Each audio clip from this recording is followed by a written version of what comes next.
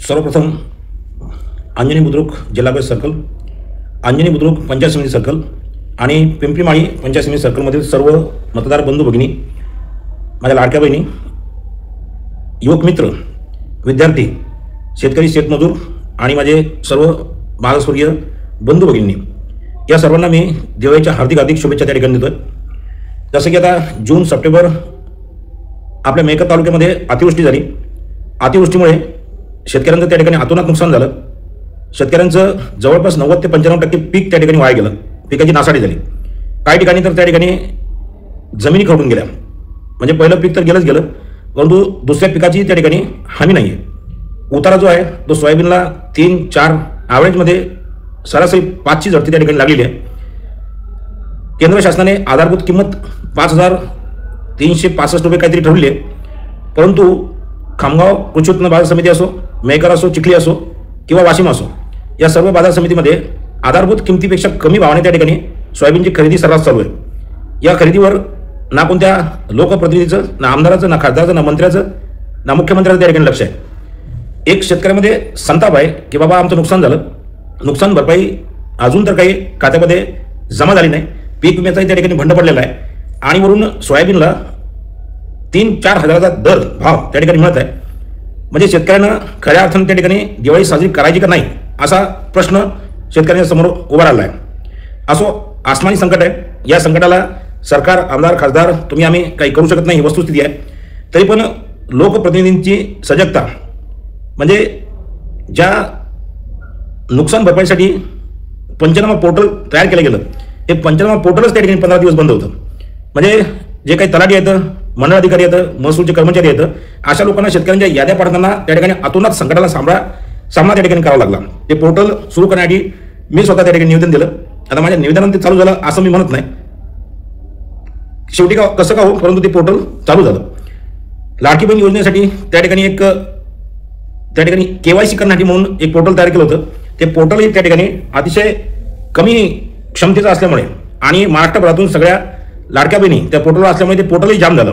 अनेक लाडक्या बहिणींना त्या ठिकाणी मानसिक त्रास त्या ठिकाणी भोगावा लागला. KYC करण्यासाठी त्या ठिकाणी एक प्रकारचा संघर्ष करावा लागला. असो, आता निवडणुका लागल्या. बऱ्याच दिवसापासून, बऱ्याच वर्षापासून या स्थानिक स्वराज्य निवडणुकांची प्रतीक्षा आमच्यासारखे कार्यकर्ते, त्याचबरोबर इच्छुक नेते करत होते. अखेर या निवडणुका बऱ्याच वर्षानंतर त्या ठिकाणी होऊ घातलेल्या आहेत. बरेचसे उमेदवार जे आहेत, इच्छुक उमेदवार कामाला लागले आहेत. नो डाऊट त्या ठिकाणी प्रत्येकजण निवडणुकीत जो उतरणार आहे तो निवडणूक जिंकण्यासाठी, आणि प्रत्येक उमेदवाराला आपणच त्या ठिकाणी जिंकणार आहोत याचा जो आत्मविश्वास आहे तो असणं साहजिक आहे. कारण सामाजिक क्षेत्रामध्ये काम करत असताना प्रत्येकजण जनतेची सेवा करण्यासाठी राजकारणात येतो. कोणत्याच राजकारणी माणसाला त्या ठिकाणी पैसे कमवायचे नसतात आणि जनतेची आपल्या हातून सेवा घडून जनतेचं त्या ठिकाणी कल्याण व्हावं, उद्धार व्हावा, जनतेच्या जीवनामध्ये त्या ठिकाणी भरभराटी यावे, त्यांचे लेकरं बाळं जे आहेत ते म्हणजे मोठमोठ्या पदावर जावं, असंच प्रत्येक नेत्याला त्या ठिकाणी वाटत असते. कोणताच नेता निवडणुकीत उभं राहण्यानंतर, निवडून आल्यानंतर 1 रुपया त्या ठिकाणी तो कमावणार नसतोच, कारण त्याला ते कमवायचे नसतात. परंतु तरीही निवडणुकीमध्ये त्याला उभं राहायचं असते आणि जिंकायचं असते. आता मेहकर तालुका, बुलढाणा जिल्हा, विदर्भ आणि महाराष्ट्र या सगळ्या पातळीवर मी काम करून बसलो आहे आणि माझं जे कॉन्सन्ट्रेशन आहे ते फक्त आता माझं अंजनी बुद्रुक जिल्हा परिषद सर्कल या एका मर्यादित 15 गावावर त्या ठिकाणी आलेलं आहे. म्हणजे आजपासून मी संत गजानन महाराजांच्या नगरीमध्ये आहे.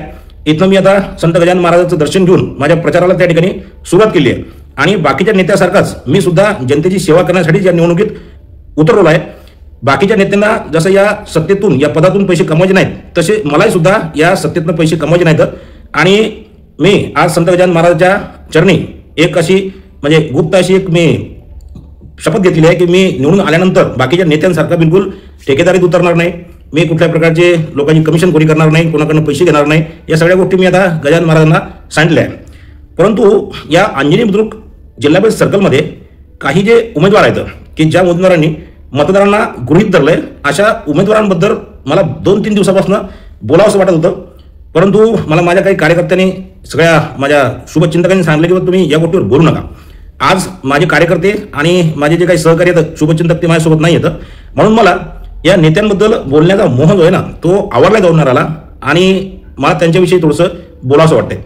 सर्वप्रथम मी आपल्या या अंजनी बुद्रुक सर्कलमध्ये उभे राहण्यास इच्छुक असणारे शेतकरी नेते पांडुरंग पाटील लोणीगोळीचे आहेत, ते माझे नातेवाईक जवळचे, आणि त्यांचं कार्य जे आहे ते मी बऱ्याच दिवसापासून अतिशय बारकाईने पाहतोय. या नेत्याबद्दल शंका नाही, त्यांनी शेतकऱ्यासाठी काम केलं आणि शेतकऱ्यांच्यासाठी पीक विमा जो सरकारने त्या ठिकाणी जाहीर केला आहे तो पीक विमा मिळवून देण्यासाठी म्हणून त्यांनी बरेचसे काही कागदपत्र त्या ठिकाणी शेतकऱ्यांकडून जमा केले. शेतकरी बाबळा बिचारा, शेतकऱ्यासारखा म्हणजे भोळा आणि कुठल्याही गोष्ट प्रभावित होणारा दुसरा कोणता घटकच या आपल्या या समाजामध्ये नाही. म्हणून शेतकऱ्यांनी बरेचसे विम्याचे जे काही कागदपत्र आहेत, मी ज्यावेळेला पाहत होतो की हे शेतकरी या आपल्या शेतकरी नेत्या पांडुरंग पाटलाकडे हे जे कागदपत्र देत होते त्यावेळेला विम्याची एक बेसिक अट जी आहे की ज्याला आपण क्लेम म्हणतो, लोक त्याला काहीतरी वेगळाच शब्द वापरतात, कंप्लेंट, खऱ्या अर्थानं तो कंप्लेंट शब्दच नाही, त्याला क्लेम म्हणतात, की एका विशिष्ट मर्यादेमध्ये तो क्लेम करणं आवश्यक होता आणि तो क्लेम करण्यासाठी बरेचसे शेतकरी त्या ठिकाणी वंचित राहिले, त्यामुळे त्यांना पीक विमा त्या ठिकाणी मिळाला नाही. तर असो, शेतकरी नेत्यांनी शेती आणि शेतकऱ्यांविषयी आवाज उठवलेला मला अतिशय आवडतो, कारण शेतकरी हा असा घटक आहे की त्या शेतकऱ्याला ग्लॅमर नाही, म्हणजे शेतकऱ्याचा भाग घेणारे, शेतकऱ्याची बाजू धरणारे नेते जे आहेत ते फारसे काही अधिकाऱ्याला, सरकारच्या मुलाजिमांना किंवा मग आमदारा खासदारांना आवडत नाहीत, कारण शेतकरी हा नेहमीच असा वंचित आणि गृहीत धरलेला एक घटक आहे की त्यासाठी काही नाही केलं तरी तो मतं देतो आणि तो एकत्रित काही होत नाही, एका ठिकाणी तो काही येत नाही, त्याच्यामुळे शेतकऱ्याची भीती आमदारा खासदाराला त्या ठिकाणी वाटत नाही, ही वस्तुस्थिती आहे. पण असो, आपला विषय जो आहे तो पांडुरंग पाटलाच्या विषयी चालू आहे. ज्यावेळेला अंजनी बुद्रुक सर्कल सर्वसाधारण झालं 14 तारखेला, त्यावेळेला मी अहमदाबादला होतो आणि सर्वसाधारण झाल्याबद्दल मलाही त्या ठिकाणी थोडासा आनंद झाला. परंतु संध्याकाळी लोणीगोळी या गावामध्ये शेतकरी नेते पांडुरंग पाटील यांनी गुलाल घेऊन जो जल्लोष आणि जो त्या ठिकाणी आनंदोत्सव साजरा केला, हा विषय मला थोडासा पटला नाही. कारण काय की आता घोडा मैदान अजून दूर आहे, त्या ठिकाणी आता कोणकोणते उमेदवार उभे राहणार आहेत आणि कोणकोणत्या त्या ठिकाणी लढती होणार आहेत, हे सगळं बाजूला सारून सगळ्या मतदारांना गृहीत धरून स्वतःच्या अंगावर गुलाल उधळून घेणं, ही गोष्ट थोडी जरा पसनी पडली नाही. म्हणजे याचा अर्थ असा आहे की पांडुरंग पाटील यांनी इतर उभे राहणारे जे काही उमेदवार आहेत म्हणजे ते बिलकुल त्यांनी नाही उभं राहिलं तरी चालते, विजय त्यांचाच आहे असा जो जल्लोष केला. त्याचबरोबर त्या दिवशी त्यांचा काही विजय झाला नव्हता, त्यांनी जल्लोष साजरा केला, तो हे सर्कल सर्वसाधारण या प्रयोगासाठी सुटलं, म्हणजे ओपन झालं. म्हणजे ओपन झालं म्हणजेच काय की मागासवर्गीयांसाठी SC राखीव झाला नाही. म्हणजे मग पांडुरंग पाटील यांनी मागासवर्गीयांच्यासाठी हे सर्कल राखीव झालं नाही त्याच्यासाठी जल्लोष साजरा केला का? म्हणजे मागासवर्गीय लोकांना त्या ठिकाणी प्रतिनिधित्व भेटावं यासाठी ते राखीव होणं आवश्यक होतं, कारण 4,500 मतदान त्या ठिकाणी मागासवर्गीयाचं या सर्कलमध्ये आहे. थोडक्यात 200-300 मतानं एक सर्कल जे आधीच होतं ते राखीव झालं आणि अंजनी सर्कल वाचलं. म्हणजे आता हे सर्कल ओपनसाठी खुलं झालं, मागासवर्गीयासाठी सुटलं नाही, म्हणून यांनी गुलाल अंगावर घेतला का, हा एक प्रश्न. आणि यावेळीचा मतदार अतिशय शुद्ध आहे, मागासवर्गीय तर अतिशय चाणक्य आणि हुशार आहेत.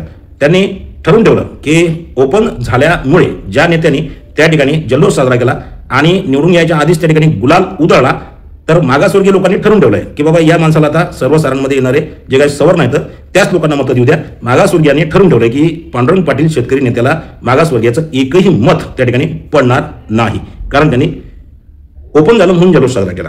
असो, दुसरे एक उमेदवार आहेत आमचे आशिष रहाटे. एक जुगनू पिक्चर होता धर्मेंद्राचा, त्या पिक्चरमध्ये एक डायलॉग होता, तो मी वारंवार 2-3 महिने म्हणून एकदा ऐकत असतो. तो डायलॉग असा आहे की बाप के नाम का सहारा लेने वाला आदमी कमजोर होता है. या आशिष रहाटेच्या बाबतीत मी त्याला ओळखतो तेव्हापासून एक गोष्ट थोडीशी मला जाणवते की केवळ आणि केवळ धर्मवीर दिलीपराव रहाटे साहेबांनी केलेलं कार्य आणि या कार्याच्या भरोशावर हा माणूस आत्तापर्यंत राजकारण करत आहे, ज्याच्यामध्ये बिलकुल शंका नाही. धर्मवीर दिलीपराव रहाटे साहेबांचं कार्य समाजासाठी, पक्षासाठी, दीन दलित शेतकऱ्यांसाठी अनन्यसाधारण महत्त्व ठेवते. परंतु अमिताभ बच्चन त्या ठिकाणी सुपरस्टार झाले म्हणजे मग अभिषेक बच्चन सुद्धा सुपरस्टार होतीलच याची काय गॅरंटी? आणि हे आमचे आशिष रहाटे जे आहेत ना, तर ते स्वतःला म्हणजे काय, म्हणजे मला त्यांच्याबद्दल बोलावंसंच वाटत नाही, पण बोलतो मी. या माणसाचं असं आहे की तो आपो पाटील विद्यालयावर ज्युनियर कॉलेजला शिकवतो, पगार शासनाला घेतो आणि त्याने काय केलं की मातंग समाजाचा एक दाभाडे नावाचा कोणीतरी एक प्रमोद की काहीतरी नाव आहे त्याचं, त्या माणसाला रोजान ठेवलेलं आहे. म्हणजे ज्या विद्यार्थ्यांच्या कल्याणासाठी बाबा तू नोकरी करतो, त्या आपो पाटील विद्यालयाचा सरकारचा पगार घेतो आणि एकही दिवस त्या ज्युनियर कॉलेजला 11वी वर्गाला इंग्रजी सारखा विषय तू शिकवत नाही. मग तू जर का समजा तुझ्या विद्यार्थ्याचं भलं नाही करू शकत, तर तू या अंजनी सर्कलमधल्या या सगळ्या तुमच्या जनतेचं काय भलं करणार आहे? आणि जिल्हा परिषद सदस्य राहून गेले असं मला वाटतं. मागच्या 45 या सर्कलमध्ये लोकांनी दिलीपराव रहाटेच्या नावावर या माणसाला निवडून दिलं. मला नाही वाटत की आशिष रहाटेनं आतापर्यंत कुठल्या कलेक्टरला किंवा SDOला किंवा कुठल्या पोलीस स्टेशनमध्ये एखादं निवेदन दिलं असेल. पेपरला आशिष रहाटेची बातमी मी अशी भिंग लावून पाहतोय मागच्या 5-10 वर्षापासून की आशिष रहाटेनं एखादा काही मुद्दा त्या ठिकाणी मांडला का, किंवा जिल्हा परिषद सदस्य असताना 5 वर्ष या माणसाची या सर्कलमध्ये कुठं पाठी नाही दिसली. हो पाठी की झाला बाबा कोण्या गोष्टीचं त्यानं उद्घाटन केलं की बाबा एखादा निधी खेचून आणला का काही केलं. शिंदे गटातल्या लोकांवर तो माणूस गद्दारी अमुक टमुक या सगळ्या गोष्टीचे आरोप करतो भाषणातून. तिकडे वर्गात शिकवत नाही, शाळेत जात नाही आणि इकडे पक्षाच्या कार्यालयामध्ये जाते. पण मला आणखी एका गोष्टीची शंका अशी आहे, मला शंका म्हणण्यापेक्षा आश्चर्य वाटते की आपल्या मेहकर तालुक्यामध्ये जे काही कर्मचारी येतं, 1500 कर्मचारी येतं, शिक्षक कर्मचारी, तर या शिक्षक कर्मचाऱ्याने थोडंसं काही राजकारणामध्ये भाग घेतला का, थोडीशी त्यांनी त्यांच्या सेवा शर्तीला डावलून एखादी कृती केली की वरिष्ठ अधिकारी त्याच्यावर कारवाई करतात. परंतु आशिष रहाटे हा माणूस शिक्षक आहे, प्राध्यापक आहे, तो प्राध्यापक, कारण ज्युनियर कॉलेजला शिकवतो. मग आता तो धडाल राजकीय कार्यक्रमात राहतो, राजकीय पदं घेतो. मग हे शिक्षण विभागावाले शिक्षण अधिकारी आणि हे जे काही गट शिक्षण अधिकारी आणि हे लोक जे आहेत ना याच्यावर कारवाई करण्यात येतं. म्हणजे चितबी मेरी पटबी मेरी, पगार शासनाचा घ्यायचा, पोरायला शिकवायचं नाही आणि त्यानंतर राजकारण करायचं. ह्या सगळ्या ज्या कसोट्या आहेत, ह्या ज्या काही काय म्हणतात त्याला, ह्या काही आघाड्या आहेत, ह्या आघाड्या एकाच टायमाला हे लोक करतात कशा, लोक पण या गोष्टीला म्हणजे डोळे झाक करतात कसे. असो, आशिष रहाटे हा फक्त बापाच्या नावावर त्या ठिकाणी उभा राहून राहिला. या माणसाचं स्वतःचं कर्तृत्व काहीच नाही. आणि या माणसाला जर कामच करायचं असतं तर गावोगावमध्ये जे काही जलजीवन प्रकल्प जे ओसाड पडलेले आहेत, अर्धवट पडले आहेत, एखाद्या जलजीवन विषयीमध्ये किंवा एखाद्या टाकीचा, एखाद्या पाणीपुरवठ्याचा विषय आशिष रहाटे मांडला का? मांडला का? नाही मांडला. मग आता अशा माणसाला मतदान करून आपलं मत व्यर्थ घालवायला मतदार राजा त्या ठिकाणी काही असा दूध खुळा नाही की त्या ठिकाणी सध्या बाळासाहेब ठाकरे साहेबांनी खूप मोठं काम केलं आणि 14 महिने त्या ठिकाणी मंत्रालयात मुख्यमंत्री असताना गैरहजर असणारे जे उद्धव ठाकरे आहेत ते सुद्धा बापाच्याच नावावर त्या ठिकाणी राजकारण करतायत. स्वतःचं कर्तृत्व शून्य आहे उद्धव ठाकरेचं. कोरोनाच्या काळात काय गोष्टी झाल्या त्या सगळ्या लोकांना माहिती होतं. कोविड सेंटर या गोष्टीवर कोणी अजून त्या ठिकाणी लक्ष दिलं नाही. पूर्ण महाराष्ट्रभरातले कोविड सेंटर जे आहेत ना, या सेंटरमध्ये काय काय घोटाळे झाले आणि या कोविड सेंटरमध्ये कोणत्या कोणत्या नेत्यांना, कोणत्या आमदारांना कोविड सेंटर घेऊन किती पैसे खाल्ले ते आता येणाऱ्या निवडणुकीच्या स्टेजवर मी त्या ठिकाणी मांडणार आहे. आज मी संतनगरीमध्ये आहे. संतनगरीमध्ये एक महाराष्ट्र शासनानं कोविड सेंटर दिलं होतं आणि महाराष्ट्र शासनानं पूर्ण पुण्यापासून मुंबईपासून ग्रामीण भागापर्यंत प्रत्येक कोविड सेंटरला 10 कोटी रुपये दिले होते. 10 कोटी. मग ते 10 कोटी डॉक्टर संजय रायमुळकर यांनी घेतलेल्या कोविड सेंटरला आले होते. प्रतापराव जाधव साहेबांनी जे कोविड सेंटर घेतलं त्यांना आलं होतं, संजय गायकवाडनं घेतलं होतं त्यांना आलं होतं आणि महाराष्ट्रभरातल्या सगळ्या आमच्या राष्ट्रवादीपासून BJPवाल्यापासून जितके काही रसूलदार त्या टायमाचे नेते येतं प्रत्येकानं कोविड सेंटर घेतलं आणि शेगावला 10 कोटी देऊ करून जे कोविड सेंटर या ठिकाणी स्थापन केलं तर ते सेंटर शेगाव संस्थांना 2 कोटी रुपयामध्ये सक्सेसफुली चालून दाखवलं आणि 8 कोटी रुपये हे शासनाला परत केले. मग मला सांगा की शेगावचं संस्थान जर हे कोविड सेंटर 2 कोटी रुपये सक्सेसफुली चालवते, बुलढाणा जिल्ह्यातलं सगळ्यात चांगलं कोविड सेंटर हे शेगाव होतं. मी त्यावेळेला या कोविड सेंटरला भेट दिली होती कारण माझे विद्यार्थी हे विदेशातून आले होते, त्यांना क्वारंटाईन केलं होतं, ते इथं केलं होतं, मी पाहिलं होतं आणि तेच मी मेकरचंही जाऊन पाहिलं होतं. त्या मागासवर्गीयच्या त्या सभागृहामध्ये काय त्या वसतिगृहामध्ये केलं होतं. ते बुलढाण्याचंही पाहिलं, नागपूरचंही पाहिलं, पुण्याचंही पाहिलं, परंतु शेगावसारखं कोविड सेंटर हे कोणच चालू नाही आणि 10 कोटीतले 8 कोटी परत दिले. म्हणजे याचा अर्थ असा आहे की प्रत्येकाला मिळालेले 10 कोटी जे आहेत तर या लोकांनी 1 कोटीमध्ये हे सगळे कोविड सेंटर चालवले आणि कोरोनाच्या काळात 9 कोटी रुपये हे या लोकांनी खाल्ले. म्हणजे आता आपले डॉक्टर रायमुळकर साहेब हे अतिशय गरीब आणि सर्वसामान्यांचे जे आमदार होते, काही वर्ष त्यांनी तशा पद्धतीनं लोकांना वागणूक दिली, पण 9 कोटी रुपये कोविडच्या काळात या डॉक्टर रायमुळकर सारख्या अनेक आमदारांना त्या ठिकाणी मिळाले म्हणून त्यांच्या डोक्यात हवा गेली आणि ती हवा जी आहे ना तर त्यांना पाडल्यापासून म्हणजे थांबलीच नाही. तर असो आपला हा विषय फक्त आशिष रहाटेचा आहे की हा माणूस नोकरी करतो, पगार घेतो, पगार शासनाला घेतो, पोराला शिकवत नाही बरं का. आणि एक मातंग समाजचा माणूस की ज्याला त्यानं नोकरी लावायला पाहिजे त्याला 200 का 300 रुपये रोजानं त्या माणसाने ठेवले, पगार स्वतः राहतो. असू द्या, ज्यावेळेला तो अर्ज भरेल तर त्यावेळेला या कर्मचाऱ्याला काय काय करावं लागतात गोष्टी उभं राहण्यासाठी ते सगळ्या मी एकदा तहसीलदार आणि ते निवडणूक अधिकारी येतात त्यांना विचारणार आहे. आणि कॉटन मार्केटच्या वेळेस जसा त्या माणसाला एवढाही अक्कल नाही, आशिष रहाटेला एवढी अक्कल नाही की आपण नोकरीवर आहे आणि आपल्याला जर उभं राहायचं तर आपण त्या संबंधित अध्यक्षाची परमिशन घ्यायची असते. तर माझी विनंती आहे की हे जे शिक्षक नेते जे आहेत तर यांनी काय करावं की आधी अध्यक्षाला भेटावं, अध्यक्षाच्या परमिशन सगळ्या ओके कराव्या, कारण आता पंगा माझ्यासोबत आहे आणि या लोकांचा एक कागद जर त्या ठिकाणी कमी असला तर यांचा उमेदवारी अर्ज गाठल्याशिवाय मी त्या ठिकाणी राहणार नाही. ओपन सांगतो.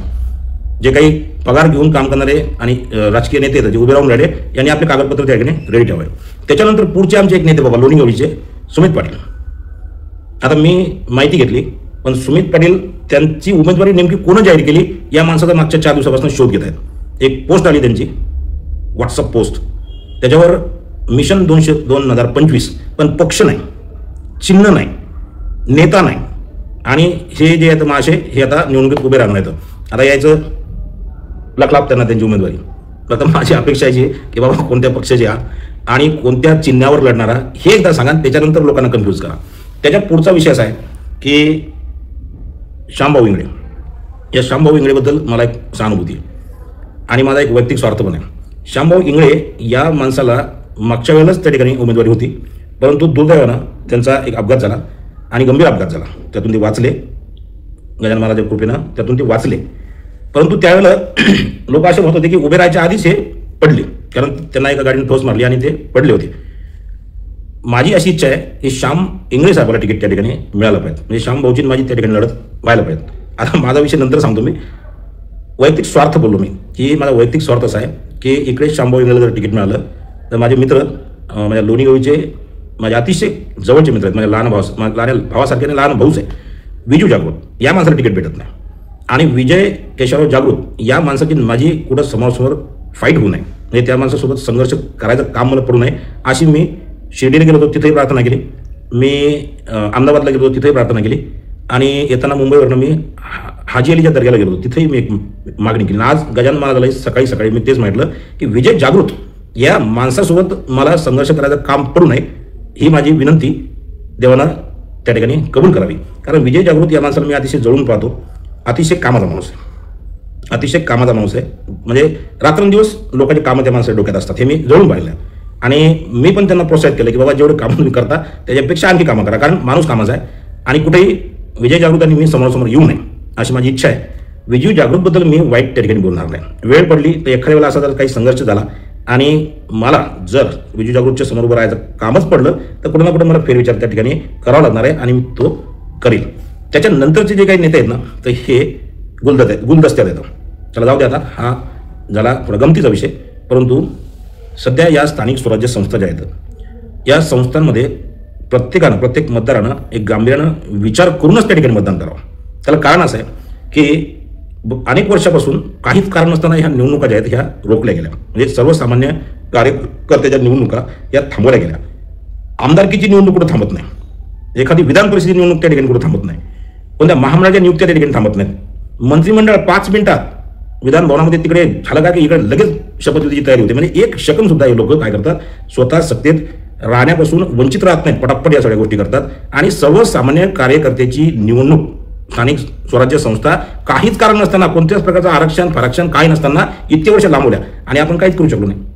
हतबल झालो आपण या लोकांपुढे. रासो उशिरा पाशिरा का होणं यांनी या निवडणुका लावल्या, त्याच्याबद्दल बाबा एक मुख्यमंत्री आणि 2 उपमुख्यमंत्री सगळे निवडणूक आयोग यांचा आपण आभार मानू. मी तर पाय पडतो बाबा त्यांच्या निवडणुका लावल्या. इतक्या दिवसापासून जिल्हा परिषद असो किंवा पंचायत समिती असो या ठिकाणी जे प्रशासक होते या प्रशासकानं त्या ठिकाणी काय काय हागून ठेवलेलं आहे बरं का, या गोष्टीचा मतदारांनी विचार केला पाहिजे. कारण सभापती होते, सदस्य होते, त्यावेळेला सर्वसामान्य माणूस हा आपल्या स्थानिक सदस्याकडे जायचा, सभापतीकडे जायचा आणि त्याचे काही छोटे मोठे जे काही प्रॉब्लेम आहेत बरं का ते सभापती किंवा सदस्य लोक व्हिडिओकडे जाऊन त्याच्या छातीवर बसून सोडून घ्यायचे. पण एवढ्या दिवसापासून तिथं सदस्य नाही, सभापती नाही, त्यामुळे सर्वसामान्य माणसाला त्या पंचायत समितीमध्ये अतिशय गुलामगिरीसारखी आणि इंग्रजांच्या राजवटीसारखी वागणूक त्यांनी मिळाली आहे. काही जे रसूलदार लोक आहेत, जे आमदारा खासदाराच्या जवळचे येतं, आमदारा खासदाराच्या गावचे येतं आणि काही त्या कामात प्रवीण येतं, असे जे काही अधिकारी येतं यांनी सभापती असल्याचा फील त्या ठिकाणी घेतला. लक्षात घ्या, सभापती असल्याचा फील अधिकाऱ्यांनी घेतला. म्हणजे आपण सभापती आहोत अशा आविर्भावात काही अधिकारी त्या ठिकाणी वागले. आणि साहजिक आहे की त्या ठिकाणी सदस्य नाही, सभापती नाही, आमदाराचं लक्ष नाही, खासदाराचं लक्ष नाही, मंत्र्याचं लक्ष नाही. त्याच्यामुळे ग्रामीण भागातल्या ज्या काही लोकांची त्या ठिकाणी पिळवणूक झाली, मग ते घरकुलासाठी असो, संडासच्या चेकसाठी असो किंवा तुमच्या विहिरीसाठी असो किंवा कुठलीही कामं जी असू द्या, एक साधी नक्कल जर काढायचं काम पडलं तर या लोकांनी एक त्यांची जी नोकरशाही, हिटलरशाही, ज्याला आपण ते इन्स्पेक्टर राज जसं म्हणतो ना तसं या ठिकाणी गाजवलेला आहे. मतदारांना माझी विनंती आहे की तुम्ही या पंचायत समिती आणि जिल्हा परिषदमध्ये ज्यावेळेला सदस्य पाठवाल त्यावेळेला या अशा अधिकाऱ्यांवर कमांड करू शकणाऱ्या माणसालाच त्या ठिकाणी पाठवा. नाही तर असे लेचे पेचे पप्पू चंपू लोक जर तुम्ही त्या ठिकाणी पाठवले तर हे अधिकारी लोक यांना जी सवय लागली आहे सत्ता गाजवायची, प्रशासक राज त्या ठिकाणी चालवायचा, तर हे लोक तिथं जाऊन फक्त काजू बदाम खातील, यांचा भत्ता मारतील आणि घरी येतील. असा माणूस चुनून टाका. म्हणजे मी असं म्हणत नाही की आता मी उभा राहणार म्हणजे मलाच मतदान करा. मतदान करत असताना अशा माणसाला मतदान करा की जो या लोकांच्या ज्या सवयी येतात, या लोकांना बेजार करण्याची आणि या लोकांना या ज्या सवयी लागल्या तर या सवयी पहिल्या 1-2 महिन्यामध्ये मोडून टाकणारा सदस्य त्या ठिकाणी पाठवा. अभ्यासू पाठवा, ज्याला अभ्यास आहे आणि ज्याच्या बोलण्यात गोड आहे, ज्याच्या तुमच्या कर्तृत्वात काहीतरी आहे ना, असा माणूस पाठवा. चंपे पाठवू नका, माझी विनंती आहे.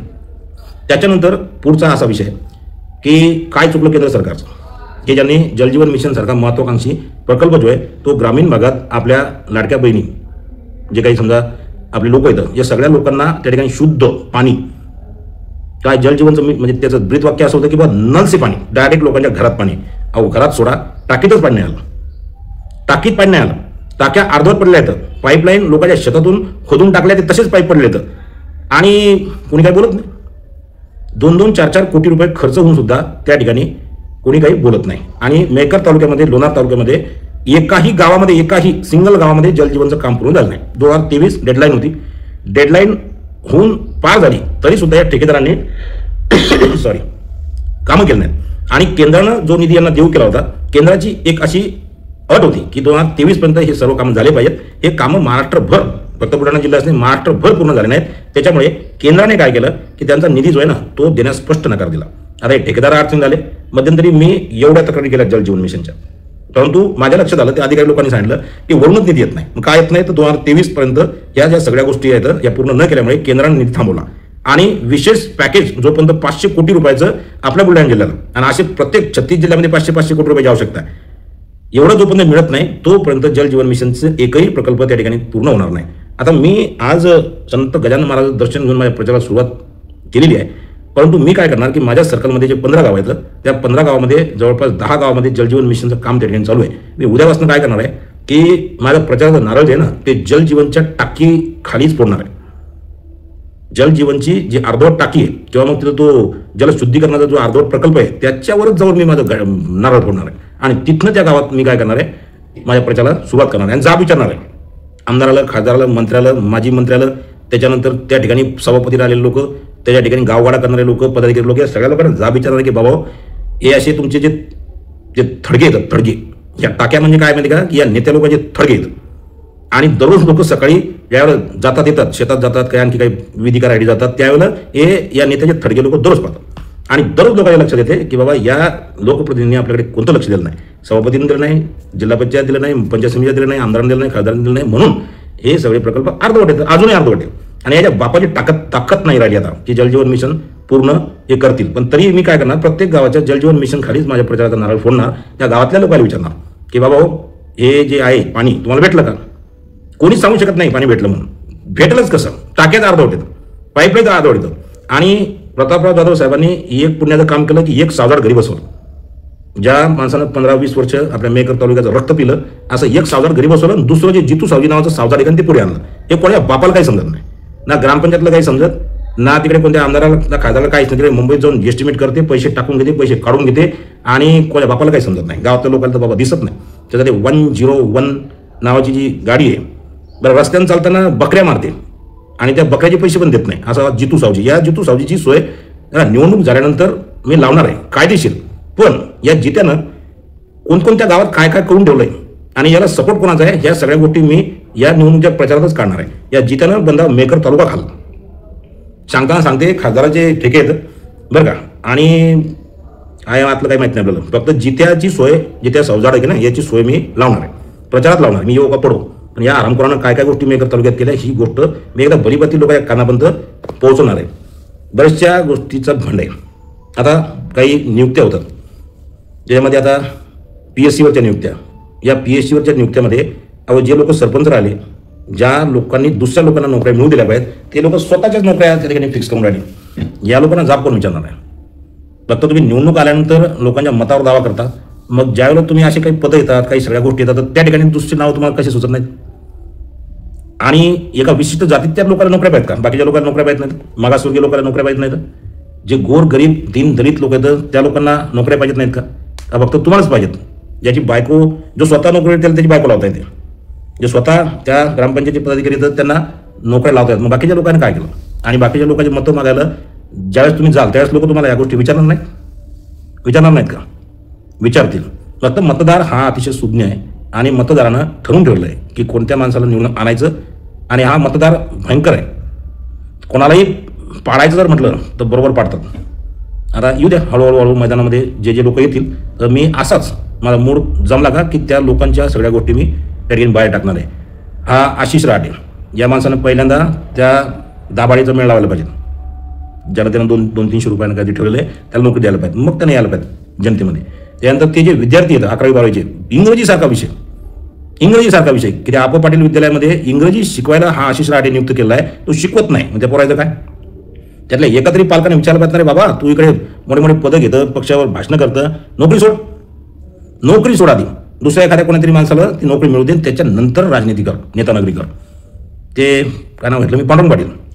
पांडुरंग पाटलाचे बी बऱ्याचशा गोष्टी येतात बरं का, की ती गोष्ट तर चुकलीच त्यांची, गुलाल नव्हता घ्यायला पाहिजे त्याने. मग आता तुम्ही गुलाल घेतला, मग आम्ही काय करायचं? बाकीच्या लोकांनी उभंच नाही राहायचं का? येऊ द्या, त्यांनाही मैदानात येऊ द्या, पाहू गुलाल कोणाचं आहे. पुनश्च एकदा मी माझं सर्कल, अंजनी बुद्रुक जिल्हा बेस सर्कल, अंजनी बुद्रुक पंचायत समिती सर्कल आणि पिंपरी माळी पंचायत समिती सर्कलमधल्या सर्व मतदारांना दिवाळीच्या शुभेच्छा देतो. आणि मी जर महायुतीमध्ये मला जर राष्ट्रवादीची सीट जर या लोकांनी सोडली तर मी महायुतीत लढणार. आणि महायुतीनं जर त्या ठिकाणी आम्हाला काही गिनलं नाही किंवा महायुतीत मित्रपक्षाला जर समजा या लोकांनी समाविष्ट करून घेतलं नाही, तर राष्ट्रवादी काँग्रेस पार्टी अजितदादा पवार यांच्या नेतृत्वामध्ये, सुनीलजी तटकरे यांच्या आदेशाने, आमचे जिल्हाध्यक्ष श्री नाझीरजी काजी साहेब यांच्या सहकार्याने, माझे मेकर तालुक्यातील जे काही गॉडफादर आहेत गिरीधर ठाकरे पाटील, आमचे तालुकाध्यक्ष गजानन सावंत पाटील आणि त्याच्यानंतर ओबीसी सेलचे तालुकाध्यक्ष संतोष भांबे आणि राष्ट्रवादीच्या सर्व कार्यकर्त्याच्या भरोशावर जिल्हा परिषद लढणार, पंचायत समितीसुद्धा आम्ही स्वतंत्र लढणार. आणि या सगळ्या लोकांनी ज्या काही गोष्टी केल्या त्या लोकांच्या डोक्यात घुसो न घुसो, पण त्याच्या कानापर्यंत आम्ही त्या ठिकाणी पोहोचवणार. आणि सुज्ञ मतदाराला जर त्या ठिकाणी काही स्ट्राईक झालं, म्हणजे त्यांना असं वाटलं की बाबा या सगळ्या लोकांपेक्षा हे राष्ट्रवादीवाले चांगले, तर ते आम्हाला भरभरून मतं देतील, विजय करतील. आणि विजय झाल्यानंतर जसे बाकीचे लोक सालदार म्हणून काम करणार, महिंदार म्हणून काम करणार, त्या ठिकाणी रात्री 2 वाजता जरी फोन केला तरी आम्ही उचलणार, अशाच पद्धतीने आम्ही त्या ठिकाणी काम करणार. आता घोषणा करणं सोपं असते, परंतु रात्री 2 वाजता फोन वाजल्यानंतर उचलणं खूप कठीण असते. आता त्या गोष्टी कोण करते, काय करते, हा येणारा काळ जो आहे तो सांगणारच आहे. पुनश्च एकदा अंजनी बुद्रुक सर्कलच्या सर्व मतदार बंधू भगिनींना मी दिवाळीच्या हार्दिक शुभेच्छा देतो. शेतकऱ्यांना या सगळ्या संकटातनं बाहेर पडण्यासाठी संत गजानन महाराज त्या ठिकाणी त्यांना शक्ती देव. जे काही शिकेल सवरेल पोरं येतात त्यांचंही त्या ठिकाणी काहीतरी चांगलं भलं हो, अशी मी या ठिकाणी प्रार्थना करतो, शुभेच्छा व्यक्त करतो. आणि मी त्या ठिकाणी उभा राहिलो तर मला सगळ्या नेत्या मंडळींनी सहकार्य करावं आणि मतदारांनी त्या ठिकाणी भरभरून मतं देऊन मला विजयी करावं ही विनंती करतो. धन्यवाद. जय महाराष्ट्र, जय राष्ट्रवादी.